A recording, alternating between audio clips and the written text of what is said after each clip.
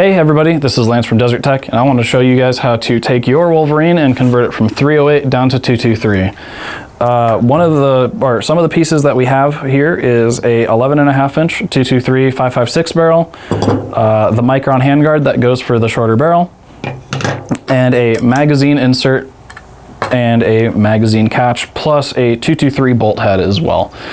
These are all the pieces you're going to need to swap from 308 to 223, and the tools that you're going to need is a 80 inch-pound torque key. This ships in the box of every Wolverine. You're going to need a pair of pliers to pull out cotter pins and some smaller parts there. You're going to need a bullet, or at least a cartridge or a casing as well, to help push or assist in taking down your, or pushing out the takedown pins. They may be a little stiff on yours. And then a hammer and a punch or a screwdriver flathead as well to take down some of the other parts that require a little bit more emphasis to pop out of the receiver as well.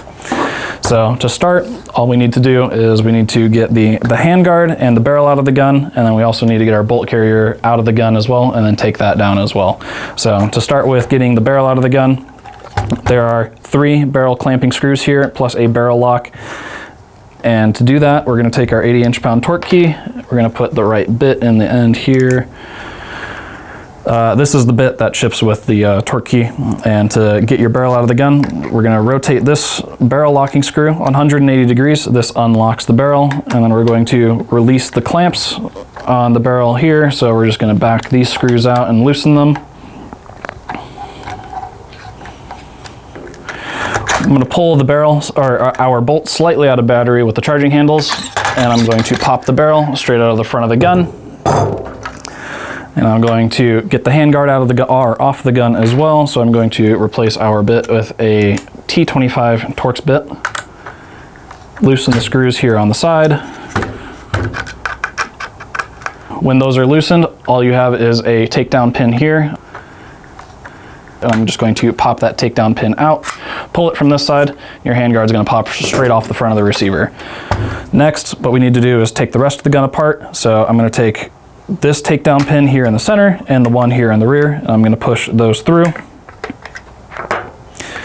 pull those through, and then your receiver is going to split. You have one more takedown pin here if you want to fully separate the two. Pull the bolt carrier out of the back of the gun. We're going to work on that later.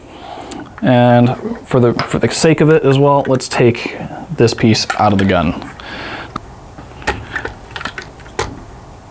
Take that piece out, and then I'm going to separate our lower receiver from our upper receiver. The upper receiver can stay as it is. This doesn't need to be changed from its configuration unless you're trying to go from right hand to left hand. For this sake, we're not going to. Let's go ahead and just push that over to the side for now. We can start to work on that later. And what we're going to want to work on right now is our lower receiver. So to swap your lower receiver to accept 223 magazines, we need to get our magazine insert and then also our mag catch for regular PMags, PMags or StanAgs 223 size magazines. The way to do that is we're going to take our torque bit here, or our torque key. We're going to push our magazine catch here from the other side and then rotate it upwards so that it is 90 degrees with the receiver. Your mag catch for your configuration of your rifle may be really, really stiff, and to take your 308 mag catch off and put the 223 insert mag catch on, what you're going to want to do is take a flathead screwdriver or a punch and a hammer, and we'll just set this up really easily. We're going to put the flathead there, take the hammer, and just tap it off. It's held in by a little detent and a slight, or basically there's a groove with the detent that holds it in place. We're going to take our 223 mag catch and just pop it right onto that bar there. So that one might need a bit of convincing as well. So I'm going to take the soft side of a rubber mallet, tap that on. It should be pretty snug. You shouldn't be able to pull it off with your hand. And then what we want to do is take our magazine insert and we're going to insert it through the bottom of the mag well.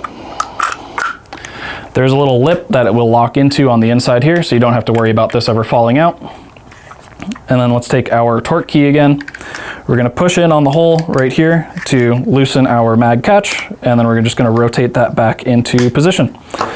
And now your lower receiver is set up to take regular StanAgs and PMags.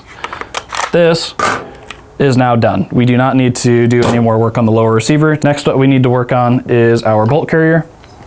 So to get our bolt carrier to shoot or to change from 308 to 223, what we need to do is change our bolt head. And to do that, we're going to take these pliers here and pull our cotter pin that's retaining our firing pin inside the carrier body out.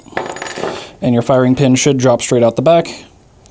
Next, we need to get our cam lug out. So we're going to rotate this 90 degrees so it is easy to pull out next to the spring. And we're just going to slowly pull that out, try and get a grip on it until that comes right out.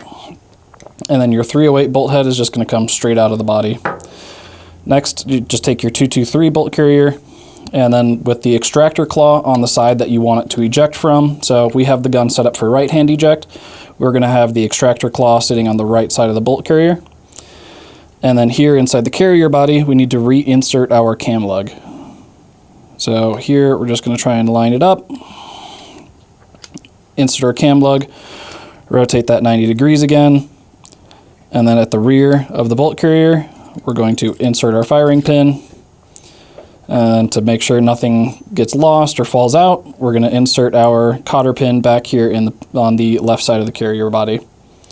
We're going to push that in, and now we have a 223 bolt carrier reassembled. Next, let's just put it back in the gun. Inside the receiver, you have two guiding tracks on the inside of the upper receiver of the Wolverine. And then on your guide rod and spring assembly for your bolt carrier, you have two grooves that are going to interface with those two in the inside of the upper receiver. Those are going to slide right in. Your bolt carrier should drop back into your upper receiver, no problem. And then we're going to go ahead and close up the system by putting the upper and lower back together and putting our takedown pins back in the gun. Next, we want to get our barrel inside the receiver. So we'll take a 223 barrel. In this case, we have an 11.5 inch 223 barrel here. And we're going to just drop it in the front of the receiver. And right now, the barrel is out of battery, but to get it back into battery and locked into its proper position and headspace, I'm just going to press down, and you're going to hear the barrel snap into position back on the bolt head.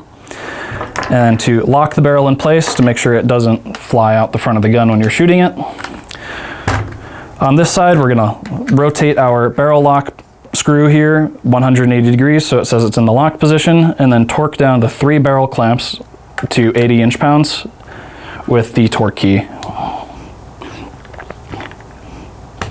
And we're going to do all 3 of those so each side clicks.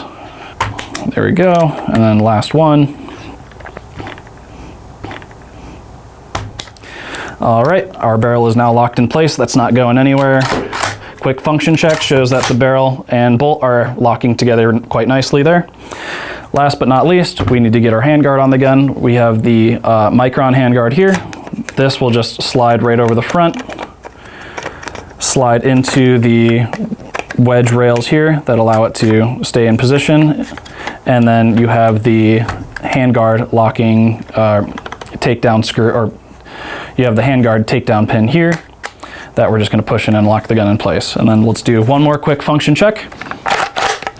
Let's put our magazine in. Does the gun lock back? Yes, it does. All right, and that is how you swap from 308 to 556.